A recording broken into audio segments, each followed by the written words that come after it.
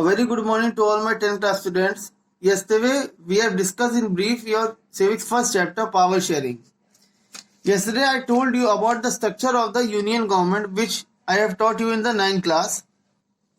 Look, here is a union government. It has three branches: executive, legislature, and judiciary.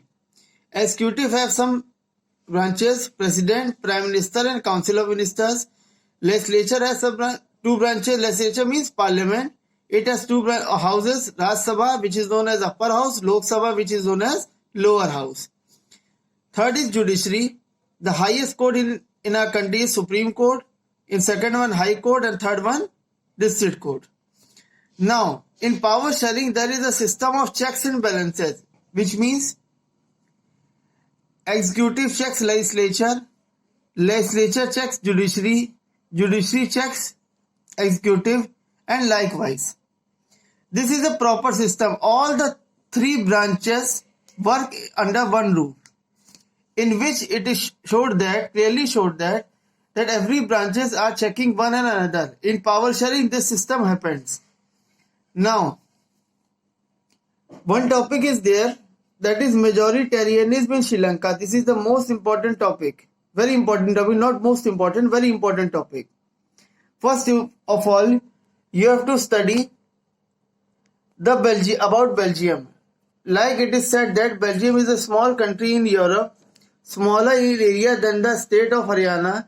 It has borders with Netherlands, France, and Germany. It has a population of a little over 1 crore, about half of the population of Haryana. The ethnic means cultural groups. The ethnic composition of this small country is very complex. Complex means there are many types of groups living here.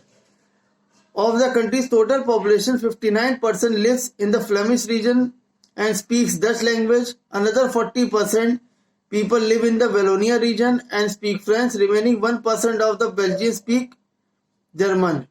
In the capital city Brussels, 80% people speak French, while 20% are Dutch speaking. Here, Germans are not there. In Brussels, that is the capital of Belgium, the Germans are not here. Now, again, look at the Sri Lanka. The year 1948 brought freedom and independence to Sri Lanka. The Sinhala majority community sought to secure dominance over government in the new emerging situation. As a result, the democratically elected government adopted a series of majoritarian measures to establish Sinhala supremacy. Means Sinhala were in majority, so they want to dominate the other groups. In 1956, an act was passed, this is very important, to recognize Sinhala as the only official language, thus disregarding Tamil. Two groups were there, Indian Tamils and Sri Lankan Tamils. Two other small groups were also there, that were Christians and Muslims. The government followed preferential policies that favor Sinhala applicants for university positions and government jobs. A new constitution stipulated that the state shall protect and foster Buddhism. Buddhism became the national religion of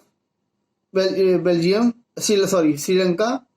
All these government measures coming one after the another gradually increase the feeling of alienation among the Sri Lanka Tamil. Alienation मतलब क्या होता है? किसी भी group को अकेले छोड़ दिया जाए, उसको हर जगह से डिसरिगार्ड कर दिया जाए.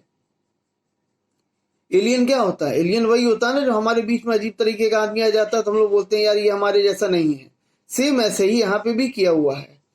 They felt that none of the major political parties led by Buddhist Sinhala leaders were sensitive to their language and culture. They felt that the constitution and government policies denied them equal political rights, discriminated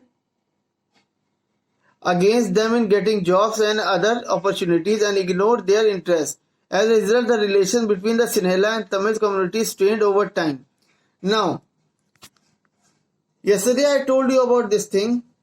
In Belgium, there is a condition of power sharing. But in Sri Lanka, there is a condition of strain. Strain means conflict between the communities. Now, again, next topic is there. Accommodation in Belgium. Because I already told you in the previous class that ethnic massacre happened, civil war happened, like it is also written in your book, civil war happened in Sri Lanka where thousands of people of both the communities, all the three communities get killed. But in Belgium, already accommodation is there. In Belgium also three types of governments are there, Dutch, French and German. In Brussels, two governments are there, that is Dutch and French, and three community governments are there, as it is written here. Apart from the central and the state government, there is a third kind of government. This community government is elected by the people belonging to one language community, Dutch, French and German. It means total 8 governments are there in Belgium. Now, what do you think? Is it difficult to adjust between the communities?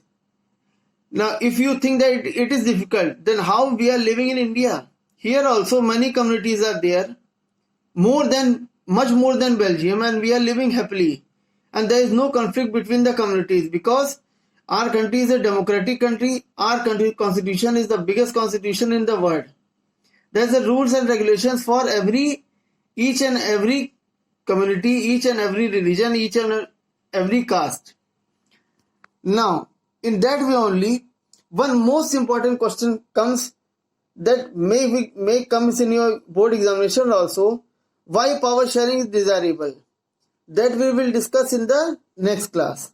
So read the chapter carefully and study. Stay safe.